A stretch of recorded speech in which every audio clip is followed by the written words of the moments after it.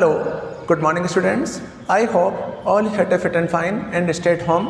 घर पे होंगे, सुरक्षित होंगे, अपना ध्यान रख रहे होंगे. या स्टूडेंट्स, प्रीवियस क्लास के अंदर जो लेक्चर मैंने आपको पढ़ाया था, उस लेक्चर के अंदर हमने जो लास्ट टॉपिक देखा था, उस टॉपिक के अंदर हमने कॉलिजन डिटेक्शन और कॉलिजन डिटेक्शन से पहले मॉड्यूलेशन टेक्निक के बारे में देखा था कि नेटवर्किंग क्या होती है, नेटवर्किंग का यूज क्या होता है, कैसे हम नेटवर्क को यूज करते हैं. देन इसके बाद अगर हम किसी नेटवर्क के अंदर मॉड्यूलेशन करना चाहते हैं, इसमें सिग्नल को मॉड्यूलेट करना चाहते हैं, तो मॉड्यूलेशन टेक्निक क्या होती है, उसका प्रोसेस क्या होता है. और अगर किसी भी नेटवर्क के अंदर जो प्रॉब्लम जनरेट होती है, इसमें डिटेक्शन जनरेट होता है, तो उसे हम कहते हैं कॉलिजन डिटेक्शन. तो ये टॉपिक्स हम ऑलरेडी रीड आउट कर चुके हैं. आज हम हमारे चैप्टर का नया टॉपिक और बहुत इंपॉर्टेंट टॉपिक है, उस टॉपिक को रीड आउट करने वाले हैं. That is error checking. That is already called error detecting. तो बेटा एरर चेकिंग और एरर डिटेक्टिंग का मतलब क्या है? तो एरर कॉलिंग या एरर डिटेक्टिंग या एरर चेकिंग का मतलब ये होता है, या बेसिकली हम चेकिंग कॉन्सेप्ट को हटा दें और चेकिंग कॉन्सेप्ट से पहले अगर हम ओनली फॉर एरर मीनिंग के ऊपर चलें, तो एरर का मतलब होता है मिस्टेक. एरर का मीनिंग क्या होता है? मिस्टेक. कि जैसे आज आपने कोई प्रोग्राम बनाया, पाइथन में, सी में, जावा में, वीबी में, किसी भी लैंग्वेज के अंदर आपने कोई प्रोग्राम बनाया, तो प्रोग्राम बनाने के बाद उस प्रोग्राम को बनाने वाले आप हैं, इट मीन्स आप प्रोग्रामर हैं, लेकिन उस प्रोग्राम को यूज करने वाला कोई और पर्सन है. तो आज आपने अगर कोई प्रोग्राम बनाया, तो प्रोग्राम बनाने के बाद जब इस प्रोग्राम को आप ओनली फॉर टाइप कर देंगे और उसे आप एग्जीक्यूट करके नहीं देखेंगे, तो उस प्रोग्राम का जो रिजल्ट है, जो आउटपुट है, वो आउटपुट को कभी नहीं मिलेगा. बट हम ये चाहते हैं कि जो प्रोग्राम मैं बना रहा हूँ, तो उस प्रोग्राम में जो इनपुट मैं लोड कर रहा हूँ, उस इनपुट के बिहाफ पर जो रिज़ल्ट मुझे चाहिए, जो आउटपुट मुझे चाहिए, अगर वो आउटपुट मुझे मिल जाता है और प्रॉपरली मिलता है, तो वो प्रोग्राम मेरा सक्सेसफुल माना जाता है. लेकिन अगर उस प्रोग्राम के अंदर कोई मिस्टेक्स आती है और जिस वजह से जो रिज़ल्ट मुझे चाहिए वो रिज़ल्ट मुझे प्रोवाइड नहीं होता है, तो इट मीन्स कि उस प्रोग्राम के अंदर कोई ना कोई मिस्टेक्स हैं, और उस मिस्टेक को सॉल्व किए बिना आप कभी भी अपने आउटपुट को या रिज़ल्ट को शो अप नहीं कर सकते. तो उस मिस्टेक को ही बेसिक फॉर्मेट में, प्रोग्रामिंग के लैंग्वेज में या किसी भी टर्म के अंदर हम बेसिकली एरर कहते हैं. कि जैसे आज हमने कोई भी काम किया, अगर उस काम का प्रॉपरली रिजल्ट आ रहा है, तो वो काम हमारे लिए सक्सेसफुल है. लेकिन अगर उस वर्क के अंदर कोई मिस्टेक्स आ रही है जिस वजह से उसका रिजल्ट हमें नहीं मिल रहा है या आउटपुट हमें नहीं मिल रहा है, तो इसका मतलब ये हो गया कि उस वर्क को करने का कोई मीनिंग नहीं है, उस वर्क के अंदर कहीं ना कहीं इश्यूज जनरेट हो रहे हैं. तो उस प्रॉब्लम को सॉर्ट आउट करने के लिए जिस तरह से प्रोग्रामिंग लैंग्वेज के अंदर कई तरह के एरर डिटेक्शन कोड होते हैं या टेक्निक्स होती है, कई सारी टर्म्स होती है जिनके थ्रू हम उस प्रॉब्लम को सॉर्ट आउट करते हैं, उस एरर को सॉल्व करते हैं. उसी टाइप से जब आप नेटवर्किंग का यूज करते हैं, तो नेटवर्क के अंदर मीनिंग हम जानते हैं कि नेटवर्क एक्चुअल में एक ऐसा इंटरफेस होता है जिस इंटरफेस के अंदर मोर देन वन डिवाइसेस आपस में ज्वाइन होती है, कनेक्टेड होती है, और उस इंटरफेस के अंदर हम एक डेस्टिनेशन से किसी अदर डेस्टिनेशन पर डेटा को ट्रांसफ़र कर सकते हैं. जब डेटा ट्रांसफ़र करते हैं तो एक पर्सन होता है सेंडर और दूसरा पर्सन होता है रिसीवर. इट मीन्स कि सेंडर जब इन्फॉर्मेशन को ट्रांसफ़र करेगा तो वो पर्सन सेंडर माना जाएगा जो इन्फॉर्मेशन भेज रहा है, लेकिन वो इन्फॉर्मेशन जिस पर्सन के पास जा रही है, जिस पर्सन के पास वो इन्फॉर्मेशन रिसीव हो रही है, तो उस पर्सन को हम क्या कहते हैं? रिसीवर कहते हैं. फॉर एग्जांपल कि जैसे आज मैंने मान लिया कि मेरे पास यहाँ पर एक डिवाइस यहाँ पर कनेक्टेड है, इट मीन्स मेरे पास एक कंप्यूटर सिस्टम है, और कुछ डिस्टेंस पर या लॉन्ग डिस्टेंस पर मेरे पास एक कंप्यूटर सिस्टम और है. अब इस केस में अभी मैंने इन दोनों सिस्टम्स को आपस में ज्वाइन नहीं किया, कोई भी कनेक्टिविटी नहीं की. जब कनेक्टिविटी नहीं की तो मैं इस वाले सिस्टम पे जो भी प्रोग्राम लोड करता हूँ, जो इन्फॉर्मेशन लोड करता हूँ, इन्फॉर्मेशन यहीं पर अवेलेबल होगी. अगर मुझे ये इन्फॉर्मेशन यहाँ पर भी चाहिए, तो मुझे यहाँ पर भी इस इन्फॉर्मेशन को, इस प्रोग्राम को लोड करना होगा. इट मीन दोनों सिस्टम मेरे आपस में सेपरेट वर्क कर रहे हैं. अब इन केस ऑफ अगर मैं यहाँ इस प्रोग्राम में कोई मॉडिफिकेशन करता हूँ या चेंजेस करता हूँ, तो वो चेंजेस सिर्फ मुझे यहाँ पर अवेलेबल होंगे. अगर वो अपडेशन मुझे यहाँ पर भी चाहिए, तो मुझे यहाँ पर भी अपडेशंस करने होंगे. बट इस केस में ड्रॉबैक ये है कि मैं दो जगह एक जैसे अपडेशंस कर रहा हूँ. तो इसी प्रॉब्लम को सॉर्ट आउट करने के लिए थ्रू केबल या वाईफाई या किसी चैनल का मीडियम यूज करते हुए हमने इस सिस्टम को इस सिस्टम से ज्वाइन कर दिया, इस सिस्टम को इस सिस्टम से अटैच कर दिया. अब अटैचमेंट करने पर बेनिफिट ये प्रोवाइड हुआ कि हम यहाँ की इन्फॉर्मेशन यहाँ भेज सकते हैं और यहाँ की इन्फॉर्मेशन को यहाँ पे ट्रांसफ़र कर सकते हैं. और इसी टर्म को हम क्या कहते हैं? नेटवर्किंग कहते हैं. अब इस नेटवर्क के केस में अगर ये वाला कंप्यूटर इस वाले कंप्यूटर पर कोई इन्फॉर्मेशन भेजना चाहता है या सेंड करना चाहता है, तो इसका मतलब ये हो गया कि अगर ये पर्सन या ये कंप्यूटर इन्फॉर्मेशन को यहाँ भेज रहा है तो ये कंप्यूटर का माना जाएगा, सेंडर माना जाएगा। लेकिन जब ये इन्फॉर्मेशन यहाँ पहुँचेगी, इस कंप्यूटर के ऊपर जाएगी, तो ये जो कंप्यूटर है, इस कंप्यूटर को हम क्या मानेंगे? रिसीवर मानेंगे। इसे क्या माना जाएगा? रिसीवर माना जाएगा। इट मीन्स कि ये पर्सन कौन हो गया? सेंडर हो गया। ये पर्सन क्या हो गया? रिसीवर हो गया। लेकिन कई बार नेटवर्क के केस में भी ऐसे इश्यूज जनरेट होते हैं जिस इशू के अंदर जब कोई सेंडर किसी भी इंफॉर्मेशन या डेटा को पैकेट्स के बेस पर या बाइनरी कोड के बेस पर यहाँ से यहाँ ट्रांसफ़र करता है, तो कई बार अनएथिकल इश्यूज़ की वजह से या किसी रीजंस की वजह से जो इन्फॉर्मेशन इसने सेंड की है वो इन्फॉर्मेशन यहाँ ट्रांसफ़र तो हो जाती है, लेकिन यहाँ प्रॉपर वे में ट्रांसफ़र नहीं होती है। इसका मतलब ये है कि मीडिएटर बेस पर जो इंटरफेस चल रहा है, जो इन्वायरमेंट चल रहा है, उस इन्वायरमेंट में हमारी इन्फॉर्मेशन जैसी सेंडर ने सेंड की थी वैसे रिसीवर को अवेलेबल नहीं हुई और बीच में ये इन्फॉर्मेशन क्या हो गई? करप्ट हो गई या फिर चेंज हो गई। तो उसी करेक्शन मोड को हम कहते हैं एरर्स। और उस एरर को सॉल्व करने के लिए जिन टेक्निक्स का यूज़ होता है, जिस भी प्रॉपर्टीज़ का यूज़ होता है, जिस फीचर का यूज़ होता है, उस फीचर को हम कहते हैं एरर डिटेक्शन कोड। तो नेटवर्किंग में हमारा न्यू टॉपिक यूज़ में आ रहा है, दैट इज एरर चेकिंग और एरर डिटेक्टिंग कोड। तो पहले इसको पढ़ लेते हैं किस तरह से इसका यूज़ होता है। For example, while transmitting data over network some error may occur and data may get corrupted। कि जब हम नेटवर्किंग के अंदर डेटा को ट्रांसफ़र करते हैं तो डेटा को ट्रांसफ़र करते समय कई बार कुछ रीजंस की वजह से हमारी इन्फॉर्मेशन लॉस हो जाती है। If sender is trying to send data in binary form 10110111 and the data receive by the receiver 10110101, if you look carefully a bit of second bit has change. कि जैसे आज इस सेंडर ने यहाँ से इन्फॉर्मेशन को ट्रांसफ़र किया, अब इन्फॉर्मेशन ट्रांसफ़र करते समय सेंडर ने बिट्स फॉर्मेट में या बाइनरी फॉर्मेट के अंदर बिट्स फॉर्मेट के अंदर इन्फॉर्मेशन को ट्रांसफ़र किया। अब इन्फॉर्मेशन ट्रांसफ़र करते समय सेंडर ने 10110111 बिट्स बेस पर डेटा को ट्रांसफ़र किया। लेकिन जब ये इन्फॉर्मेशन इस सेंडर से इस रिसीवर के पास पहुंची, तो यहाँ पहुँचते समय जो इन्फॉर्मेशन यहाँ रिसीव हुई है उस इन्फॉर्मेशन में यहाँ पर 10110101, इट मीन्स कि यहाँ पर ये जो 1 आ रहा है, यहाँ 0 आ रहा है। इट मीन्स बाकी सारा कोड तो हमारा सेम है, बट यहाँ पर जो राइट हैंड साइड से जो सेकेंड नंबर बिट है वो बिट यहाँ पर 1 थी और यहाँ जाके 0 हो गई। इट मीन्स कि सेंडर ने जो इन्फॉर्मेशन ट्रांसफ़र की थी वो information as it is receiver के पास रिसीव नहीं हुई है। इसका मतलब ये है कि बीच में ही वो एरर जनरेट हुई है। उस एरर की वजह से जैसी इन्फॉर्मेशन हमने सेंड की थी वैसी इन्फॉर्मेशन रिसीव नहीं हुई है। तो इसी प्रॉब्लम को हम कहते हैं एरर। तो इसका मतलब ये हो गया कि जब किसी सेंडर ने this means that intended data has not reach the receiver node and hence it is error. कि जो डेटा हमने सेंड किया था वो एक्चुअल डेटा रिसीवर के पास ट्रांसफ़र नहीं हुआ है और वो इन्फॉर्मेशन क्या हो चुकी है? करप्ट हो चुकी है। और करप्ट होकर जैसा हमने भेजा वैसा रिसीवर के पास रिसीव नहीं हुआ है। तो इसी प्रॉब्लम को हम क्या कहते हैं? एरर्स कहते हैं। इस प्रॉब्लम को क्या कहते हैं? एरर कहते हैं। लेकिन अगर नेटवर्किंग के अंदर हम इस एरर को सॉल्व करना चाहते हैं कि the error can be one of the following steps, कि जब किसी नेटवर्क के अंदर इस तरह की एरर्स होती है तो बेटा इस तरह की एरर्स जो होती है वो 3 टाइप की होती है। अगर इस तरह की कोई एरर्स आती है तो नेटवर्क के अंदर इस तरह की जो एरर्स आती है उन एरर को रिक्वायरमेंट के अकॉर्डिंग 3 टाइप में डिवाइड किया हुआ है। 3 टाइप की एरर्स होती है।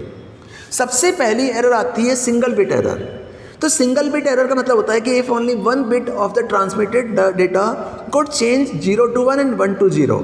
कि सिंगल बिट एरर का मतलब ये हो गया कि ऐसे नेटवर्क ट्रांसमिशन के अंदर जब ओनली 4 सिंगल बिट ही चेंज होती है कि या तो 0 से 1 हो जाएगी या फिर 1 से 0 हो जाएगी, तो उस एरर को हम कहते हैं सिंगल बिट एरर।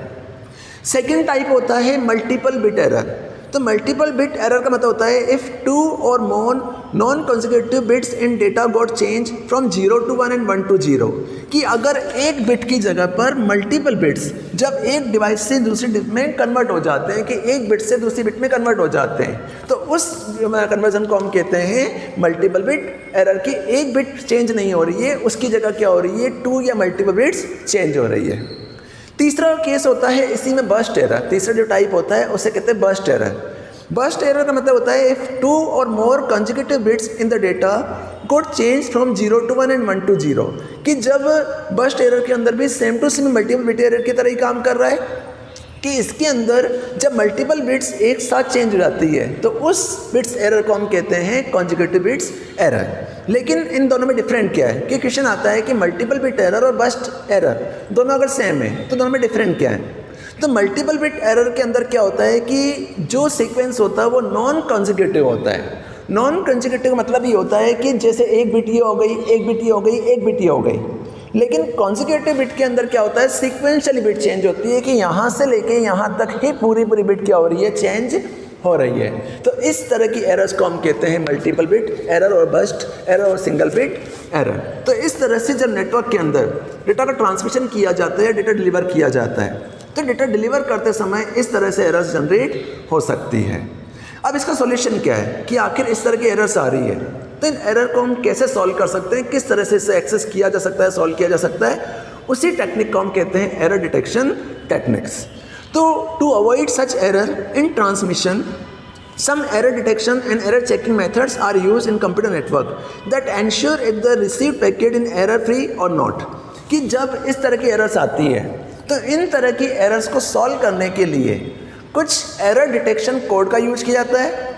उस एरर डिटेक्शन कोड के थ्रू आइडेंटिफाइड किया जाता है कि जो इन्फॉर्मेशन सेंडर ने सेंड की है क्या same to same information receiver के पास रिसीव हुई है या नहीं हुई है। तो उस टेक्निक को हम कहते हैं एरर डिटेक्शन टेक्निक। अब एरर डिटेक्शन टेक्निक कौन कौन सी होती है, किस किस तरह से वर्क करती है और किस तरह से इन्हें प्रोसेस किया जाता है, उस चीज़ को समझते हैं। तो फर्स्ट ऑफ ऑल केस में जब हम एरर डिटेक्शन टेक्निक का यूज करते हैं तो किसी भी एरर को ट्रैक करने के लिए प्लस एरर को डिटेक्ट करने के लिए बेसिकली 3 टाइप की टेक्निक्स यूज में ली जाती है। उन 3 टाइप टेक्निक में सबसे पहली जो टेक्निक यूज में आती है उसे कहते हैं सिंगल डायमेंशनल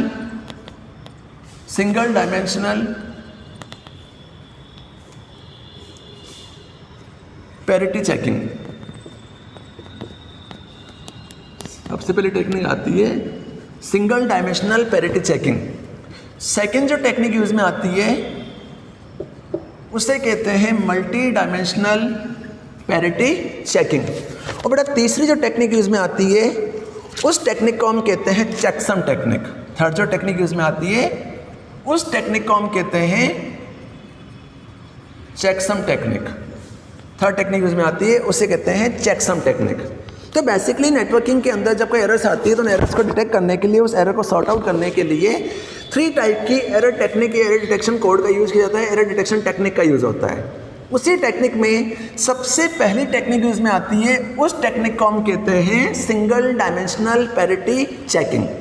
तो सिंगल डायमेंशनल पैरिटी चेकिंग का मतलब क्या होता है, तो parity refer to a additional bit added to the actual data. Single dimensional parity check work as describe below. कि सबसे पहले केस में सिंगल डायमेंशनल पैरिटी चेक को अगर हम पढ़ना चाहते हैं तो सिंगल डायमेंशनल पैरिटी चेकिंग को पढ़ने से पहले हमें ये पता होना चाहिए कि पैरिटी का मतलब क्या होता है। तो पैरिटी का मतलब होता है कि अगर जो भी बिट या जो सेगमेंट आपने यूज़ में लिया है उसमें नंबर ऑफ बिट्स आ रही है, उस बिट्स में अगर हम एक एक्स्ट्रा बिट और ऐड कर दें तो उस बिट के थ्रू हम ये वेरीफाई कर सकें कि पर्टिकुलर सिग्नल सक्सेसफुली ट्रांसफ़र हो रहा है या नहीं हो रहा है, तो उस बिट को हम कहते हैं पैरिटी बिट। तो पैरिटी बिट का मतलब होता है कि parity refer to a additional bit added to the actual data. Single dimensional parity check work as describe below. For example कि जैसे इस चीज़ को समझने के लिए हम छोटा सा एग्जाम्पल बना रहे हैं कि single dimensional parity bit checking का यूज कैसे किया जाता है। तो इस चीज़ को समझने के लिए मान लिया कि फर्स्ट ऑफ ऑल केस में मैंने यहाँ पे क्या किया, फर्स्ट केस में एक मैंने सिग्नल ट्रांसफ़र किया, उस सिग्नल की जो वैल्यूज़ है, जो नंबर ऑफ बिट्स आ रही है वो नंबर ऑफ बिट्स आ रही है 1 0 1 1 0 1 1 1। सेकेंड जो मैं ट्रांसमिशन किया उस ट्रांसमिशन में मैंने यहाँ पे ट्रांसफ़र किया 1 1 0 0 1 0 1 1। अब पैरिटी बिट चेकिंग का मतलब होता है कि the parity refer to a additional bit added to the actual data. Single dimensional parity check work as describe below.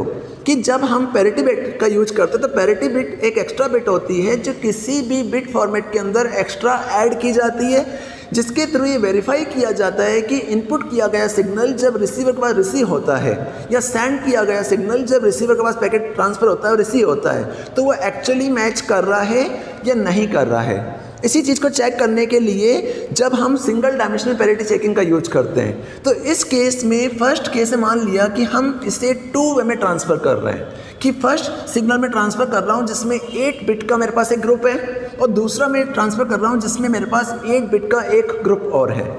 अब इस 8 बिट के अंदर हमें कोई ना कोई एक पैरिटी बिट ऐड करनी है, लेकिन जब पैरिटी बिट ऐड की जाती है तो वो पैरिटी बिट हमेशा इवन नंबर के बेस पर चेक की जाती है, और नंबर के बेस पर या तो 1 हो सकती है या फिर 0 हो सकती है। तो इसका मतलब ये हो गया वंस कॉम्प्लीमेंट के बेस पर ऐड होती है। तो वंस कॉम्प्लीमेंट का मतलब ये हो गया कि जैसे हमारे पास यहाँ जो लिस्ट आ रही है, जो बिट हमारे पास आ रही है, उस बिट के अंदर नंबर ऑफ वंस कितने हैं, नंबर ऑफ वंस जितने भी होते हैं उस बेस पर इसमें 1 या 0 पास किया जाता है।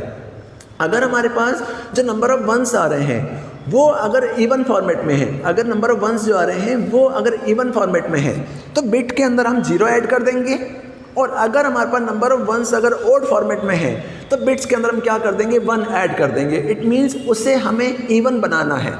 फॉर एग्जाम्पल, जैसे हमारे पास फर्स्ट सिग्नल जो ट्रांसफ़र हो रहा है उस फर्स्ट सिग्नल के अंदर 1 0 1 1 0 1 1 1 है, तो इसमें नंबर ऑफ वंस कितने आ रहे हैं, 1 2 3 4 5 6 आ रहे हैं। इसका मतलब ये हो गया कि इसमें जो पैरिटी बिट हम ऐड करेंगे वो पैरिटी बिट क्या हो जाएगी, 0 हो जाएगी, क्योंकि इसमें ऑलरेडी इवन नंबर्स आ रहे हैं। सेकेंड केस में हमने लिखा 1 1 0 0 1 0 1 1, तो इसमें 1 1 1, इसमें नंबर ऑफ वंस कितने आ रहे हैं, 5 आ रहे हैं, तो इसमें ऑड नंबर आ रहा है, इसलिए इसमें क्या ऐड करेंगे, 1 ऐड करेंगे। तो पैरिटी बिट क्या ऐड कर दी हमने इसके अंदर, 1 ऐड कर दी। क्यों ऐड की, क्योंकि इसका मीनिंग ये होता है कि जब इस सिग्नल को आप ट्रांसफ़र करते हैं तो सिग्नल को ट्रांसफ़र करते समय जो पैरिटी बिट होती है वो पैरिटी बिट बेसिकली 1 और 0 पर काम करती है। पैरिटी बिट किस पे काम करती है, 0 और 1 पे काम करती है। तो अगर आपने जो सिग्नल ट्रांसफ़र किया है, जो नंबर ऑफ बिट्स आपने ग्रुप में ट्रांसफ़र किया है, सेगमेंट आपने ट्रांसफ़र किया है, उस सेगमेंट में नंबर ऑफ वंस अगर इवन फॉर्मेट में है तो पैरिटी बिट आपकी 0 हो जाएगी, और अगर नंबर ऑफ वंस अगर आपके ओड में है तो पैरिटी बिट आपकी क्या हो जाएगी, 1 हो जाएगी। तो इस सिग्नल के अंदर 1 1 1 1 1 1 कितने बिट्स आ रहे हैं, 6 1 आ रहे हैं, तो इसका मतलब इसमें पैरिटी बिट क्या हो जाएगी, 0 हो जाएगी। और इसमें 1 1 1 1 1 5 वंस आ रहे हैं, तो इसमें हमने क्या डाल दिया, 1 डाल दिया, जिससे ये क्या हो जाए, इवन फॉर्मेट बन जाए। इट मीन दोनों नंबर क्या हो गए, सेम हो गए।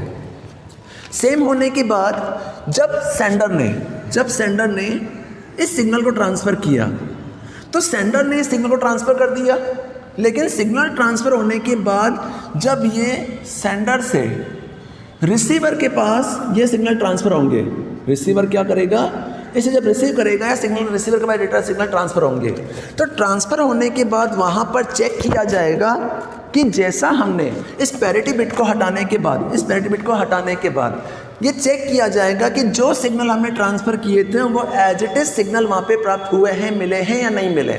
अगर वहाँ पे एज इट इज़ सिग्नल मिलते हैं तो हमारा सिग्नल सक्सेसफुली ट्रांसफ़र हो चुका है। अगर वहाँ पे ये सिग्नल नहीं मिलते हैं और सिग्नल चेंज हो जाते हैं तो इट मीन्स कि हमारा डेटा चेंज हो चुका है। इट मीन्स उसके अंदर एरर्स आई है और जैसा सिग्नल हमें ट्रांसफ़र किया था वैसा सिग्नल हमें रिसीव नहीं हुआ है। फॉर एग्जांपल कि जैसे हमने फर्स्ट केस में इस सिग्नल को ट्रांसफ़र किया, तो ट्रांसफ़र करने के बाद जब रिसीवर के पास एक डेटा ट्रांसफ़र हो रहा है और हमने पैरिटी बिट को हटा दिया, तो पैरिटी बिट हटाने के बाद जब रिसीवर के पास ये डेटा ट्रांसफ़र हुआ, तो ट्रांसफ़र होने के बाद अगर सिग्नल यहाँ पे 1 0 1 1 1 0 1 1, यहाँ पर 0 की जगह क्या बन चुका है, 1 बन चुका है, और यहाँ पे 0 1 1 1 है। इस वाले केस में जब सिग्नल ट्रांसफ़र हुआ था तो यहाँ पर 1 1 0 0 1 0 1 1, इट मीन्स हमने इस रिसीवर के अंदर पैरिटी बिट को हटा दिया। जैसे ही पैरिटी बिट हटाया तो हटाने के बाद यहाँ पर 1 1 ट्रांसफ़र हुआ, 0 0 ट्रांसफ़र हुआ, 1 1 1 ट्रांसफ़र हुआ, बट जैसे ही ये वाला 1 आया तो इसकी जगह यहाँ पे क्या हो गया, 0 हो गया। इसका मतलब ये हो गया कि हमारा सेंडर सिग्नल ये था, रिसीवर सिग्नल हमारा ये हो चुका है, बट इसमें इस जगह पे क्या आ रही है, एरर्स आ रही है, क्योंकि यहाँ पर ऑलरेडी क्या पड़ा था, 1 पड़ा था और 1 की जगह क्या हो चुका है, 0 हो चुका है। इट मीन्स कि ये सिग्नल हमें सक्सेसफुली ट्रांसफ़र नहीं हुआ है। इसी चीज़ में सेकंड सिग्नल के अंदर 1 पास किया तो यहाँ पे 1 पास हो गया, 1 पास किया था यहाँ पे 1 पास हुआ, 0 पास किया यहाँ 0 पास हुआ, यहाँ 0 पास किया यहाँ 0 पास हुआ, 1 पास किया 1 पास हुआ, 0 पास हुआ यहाँ 0 पास हुआ, 1 और 1 यहाँ पे 1 और 1 पास हुए। इट मीन्स ये सिग्नल हमारा सक्सेसफुली ट्रांसफ़र हो चुके हैं। तो इस वाले के अंदर नो एरर, यहाँ पे कोई भी एरर जनरेट नहीं हो रही है, बट इसके अंदर क्या हो रही है, एरर आ रही है, इसलिए सिग्नल ट्रांसफ़र नहीं हुए हैं। तो इस टेक्निक को हम कहते हैं single parity bit checking section. तो इस केस में हम इस तरह से सिग्नल को चेक कर सकते हैं और पैरिटी को चेकिंग करा सकते हैं। तो इस मेथड को हम कहते हैं सिंगल डायमेंशनल पैरिटी चेकिंग, कि पैरिटी चेकिंग के बेस पर सिग्नल को हम ट्रैक कर सकते हैं कि किस तरह से सिग्नल ट्रांसफ़र किए जा रहे हैं। लेकिन